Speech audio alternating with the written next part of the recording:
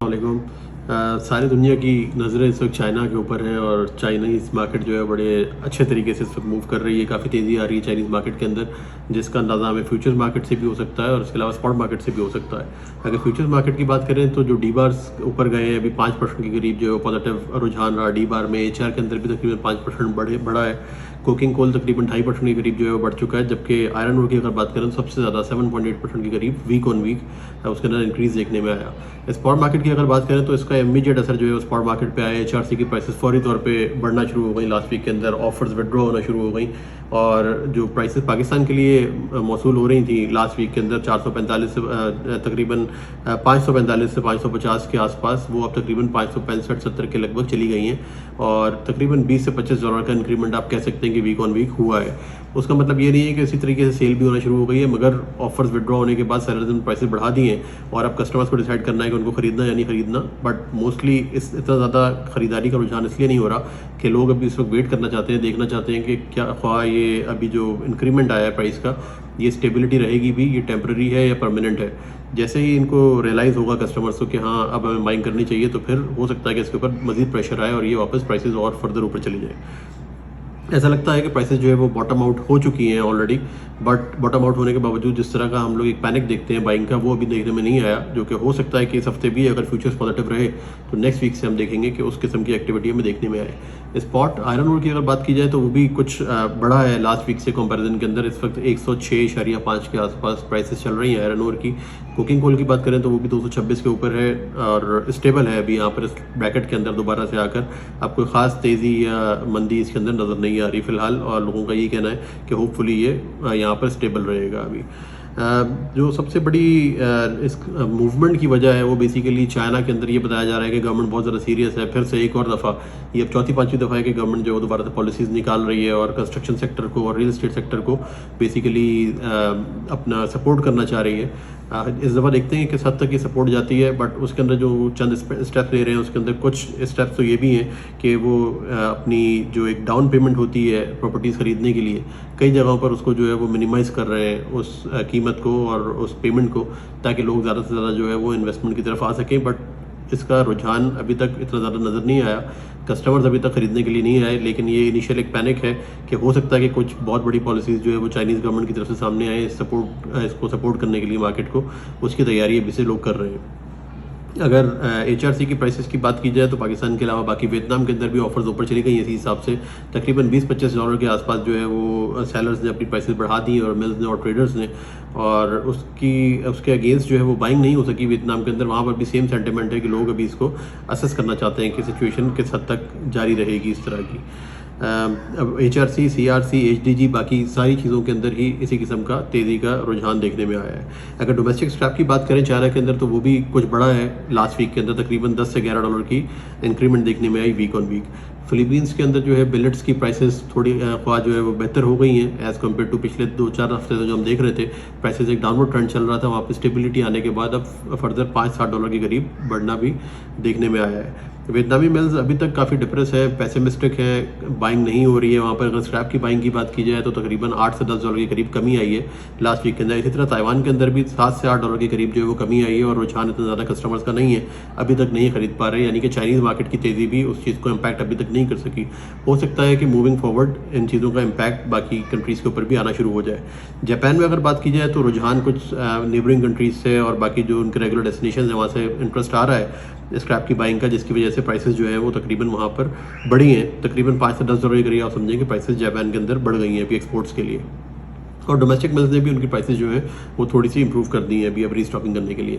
अब आते हैं मेन मार्केट टर्की के ऊपर, जहाँ पर अब ताइप एर्दोगान जो है वो अभी आ गए हैं और चार्ज संभाल लिया उन्होंने, और लोग काफ़ी ज़्यादा ऑप्टिमिस्टिक थे। बट उनके आने के बाद से जो है टर्किश लीरा काफ़ी डेप्रिशिएट कर रहा है, तकरीबन 4% के आसपास लास्ट वीक के अंदर डेप्रिशिएट हुआ, जिसकी वजह से जो रीबार की प्राइसेस है वो लोकल मिल्स ने तो प्राइसेस बढ़ाई हैं टर्किश लीरा के अंदर, but in terms of dollar अगर बात की जाए तो तकरीबन $10-12 की कमी ही आई है वीक ऑन वीक। और देखा ये जा रहा है कि कस्टमर्स का रुझान अभी तक बन नहीं पा रहा, क्योंकि जब तक आपका लीरा स्टेबलाइज नहीं होगा तब तक आप अपनी कॉस्टिंग नहीं कर सकेंगे, जब तक आपको आगे इंपोर्ट करने के लिए दिक्कत होगी, जो कि एक सी बात है, यूजुअल है, किसी भी कंट्री के अंदर चले जाए, सिर्फ टर्की की बात नहीं है, सब कस्टमर्स ही वॉलेटिलिटी के अंदर कंफ्यूज होंगे। तो होपफुली मूविंग फॉरवर्ड कुछ अरसे के अंदर जो है जैसे लीरा स्टेबलाइज होना शुरू होगा तो रीस्टॉकिंग वापस आएगी और मिल्स दोबारा से स्क्रैप खरीदना शुरू कर देंगी। अगर स्क्रैप की प्राइस की बात करें टर्की के अंदर तो वो प्राइस स्टेबल रही, तकरीबन आप समझेंगे $4 से $5 का इंक्रीमेंट भी आया वीक ऑन वीक। अगर HMS 80/20 की बात की जाए तो तकरीबन 383 का प्राइस था जो एक सुनने में आया डील, और एक जो प्राइस सुनने में आई थी वो 377 की सुनने में आई थी, जो कि यूरोप का माल था, और यूके की जो डील हुई थी वो 383 के अंदर हुई थी। एज ऑफ नाउ सिचुएशन ये है कि सेलर्स ने अपने प्राइस बढ़ा दिए हैं। अब आप समझें कि 390 के लगभग वो टारगेट कर रहे हैं, और होपफुली टर्किश मिल्स को भी ये प्राइस पे करना पड़ेगा मूविंग फॉरवर्ड, क्योंकि जो इनफ्लो है स्टॉक्स का वो नहीं आ पा रहा ठीक से, उसके अंदर खासी दिक्कत आ रही है यार्ड्स को रीस्टॉकिंग करने में अपनी, और जो फीड है श्रेडेड की फीड भी जो है वो भी नहीं आ पा रही, तो उनको अपने प्राइसेस बढ़ाने पड़ ही रहे हैं डोमेस्टिक माल खरीदने के लिए, और जिसको पास ऑन करना बहुत ज़्यादा ज़रूरी होगा आइंदा आने वाले चंद हफ्तों के अंदर। तो इसलिए ओवरऑल मूड्स जो है वो पॉजिटिव है, जिस तरह से चाइना जा रहा है, जिस तरीके से टर्की की सिचुएशन है, होपफुली नए प्रोजेक्ट्स लॉन्च होंगे और अनाउंसमेंट्स होंगी, और होपफुली ये चीज़ सपोर्ट करेगी अभी इस वक्त। अब बात करते हैं जो अनसर्टेन एनवायरनमेंट है और वॉलेटिलिटी है लीरा की टर्की के अंदर, उसने इम्पैक्ट जो है वो HRC को भी किया है और बाकी के प्रोडक्ट्स को भी किया है। डोमेस्टिक प्राइसेस भी इतने अच्छे नहीं है अभी HRC के एज ऑफ नाउ, अगर देखा जाए तो अभी तक डिप्रेशन ही चल रहा है। तो अक्रॉस द बोर्ड सिचुएशन एक सी है। अगर रशिया और ईरान की बात करें तो रशिया से जो एक्सपोर्ट्स हो रही थी टर्की को, वो खासी एक मेन डेस्टिनेशन था टर्की, उसके हवाले से हम लोगों को लास्ट वीक के अंदर कोई न्यूज़ नहीं सुनने में नहीं आई, कोई डील सुनने में नहीं आई। इसकी वजह ये है कि ओवरऑल ग्लोबल मार्केट इतनी स्लो हो चुकी है अभी इस वक्त, इतनी डाउन जा चुकी है कि फिजिबल नहीं हो रहा रशिया को एक्सपोर्ट करना।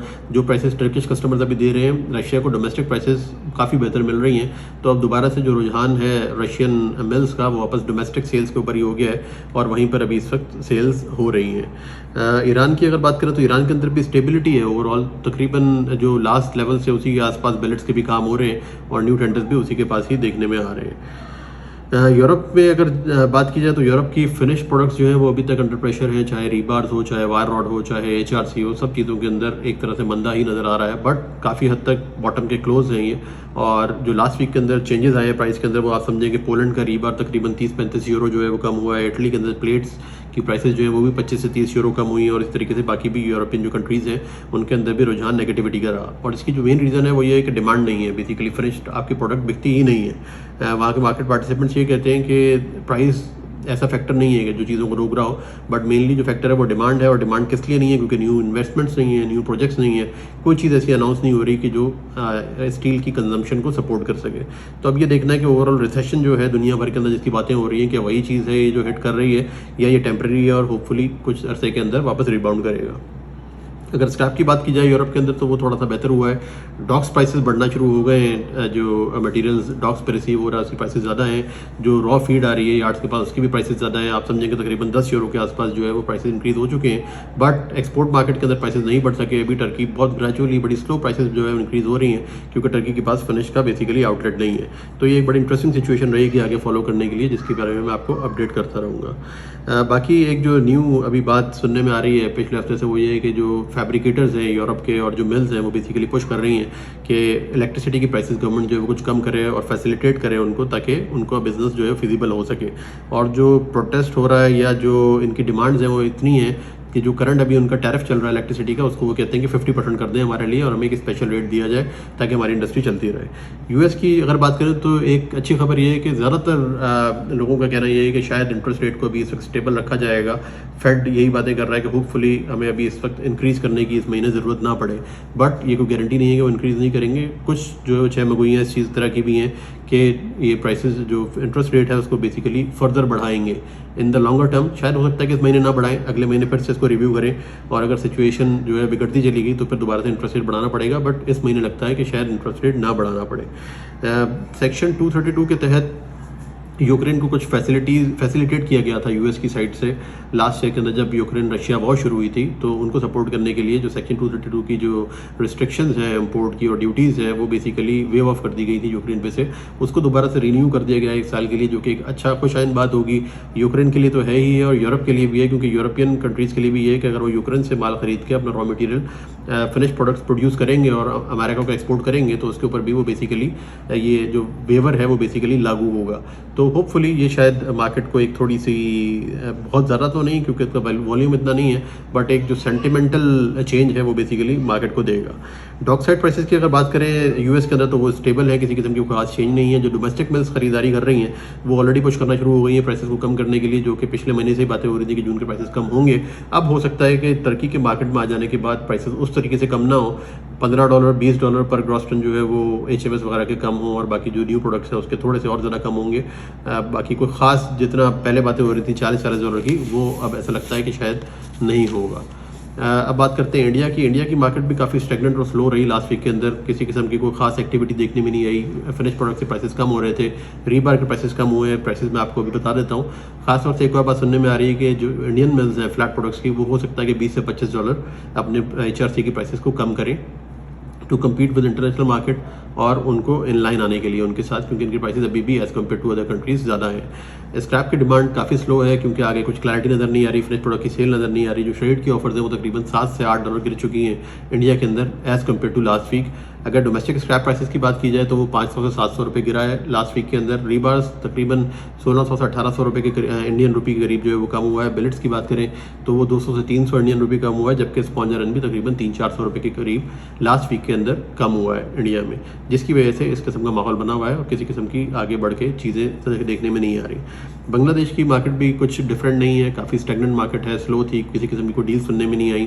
प्राइस जो ऑफर प्राइसेस हैं वो $7 से $8 नीचे जा चुकी हैं, मगर उसका भी कोई फ़ायदा नहीं हुआ और कस्टमर्स आगे बढ़ के माल खरीदने के लिए नहीं आए। अब आते हैं पाकिस्तान मार्केट के ऊपर। पाकिस्तान की मार्केट के अंदर जो ऑफर्स आ रही थी वो बेसिकली तकरीबन $5 से $7 कम हुई हैं लास्ट वीक के अंदर, बट पाकिस्तान में ये डिफरेंस है, पाकिस्तान से बाइंग कुछ निकली है। जो LC की लिमिट्स अवेलेबल थी लोगों के पास, उन्होंने अपना श्रेडेड और बाकी HMS कुछ खरीदने की कोशिश की है और अच्छी एक्टिव मार्केट रही लास्ट वीक के अंदर। जबकि फिनिश प्रोडक्ट के हालात यहाँ पर भी अच्छे नहीं है। श्रेड की प्राइस जो अभी इस वक्त आ रही है वो आ रही है तकरीबन 435 से 440 के दरमियान, और जो डील्स हुई हैं लास्ट वीक के अंदर वो भी इसी तरह ही हुई हैं, इसी रेंज के अंदर होती रही हैं। HMS की प्राइस तकरीबन 420-25 के लगभग सुनने में आ रही है, जबकि एक जो नया चेंज आया है, अभी नोटिफिकेशन आया, उसके असरात अभी हम देखेंगे मूविंग फॉरवर्ड। वो ये है कि पाकिस्तान गवर्नमेंट ने अभी अलाउ कर दिया है बार्टर ट्रेड अफगानिस्तान, ईरान और रशिया के साथ, जिसकी वजह से हो सकता है कि डॉलर के ऊपर जो जोर था एक काफ़ी ज़्यादा हमारी इंपोर्ट्स का, वो शायद कम होगा। बार्टर की वजह से हमें डॉलर्स की उतनी ज़रूरत नहीं होगी, तो अपेरेंटली ओवरऑल ये काफ़ी ज़्यादा सपोर्ट करेगा हमारी इकोनॉमी को एक्चुअली। और अगर रीबार्स की बात करें पाकिस्तान के अंदर तो वो भी स्लो रहा, बिलेट्स भी स्लो रहे, स्क्रैप की भी कोई ऐसी खास प्राइसेस में चेंज नहीं आया, बट रीबार्स की प्राइसेस जो है वो कम हो गई हैं काफ़ी। अब तकरीबन 260 से 262 के लगभग रीबार्स की प्राइसेस सुनने में आ रही हैं, जो कि तकरीबन 6-7 हज़ार रुपये फिर से लास्ट वीक के अंदर कम हो चुकी हैं। और ओवरऑल ग्लोबली बात की जाए तो रिसेशन का फेयर अभी भी है सबके जहन में, सबके दिमाग में, और जो फ्रेट्स हैं बेसिकली उससे भी इस चीज़ का अंदाज़ा हो रहा है कि कमोडिटी मूव करने के लिए अवेलेबल नहीं है शिप ओनर्स के पास। अब वो डेस्परेट है कि नया कार्गो कहीं से भी मिले, चाहे हाफ कार्गो मिले, तब भी वो ले जाने को तैयार है, और फ्रेट की मार्केट नज़र आ रही है कि आहिस्ता आहिस्ता वीक होती चली जा रही है। अब तक के लिए अभी फ़िलहाल यही अपडेट्स थी, मैं आपको फर्दर अपडेट्स देता रहूँगा। Thank you very much.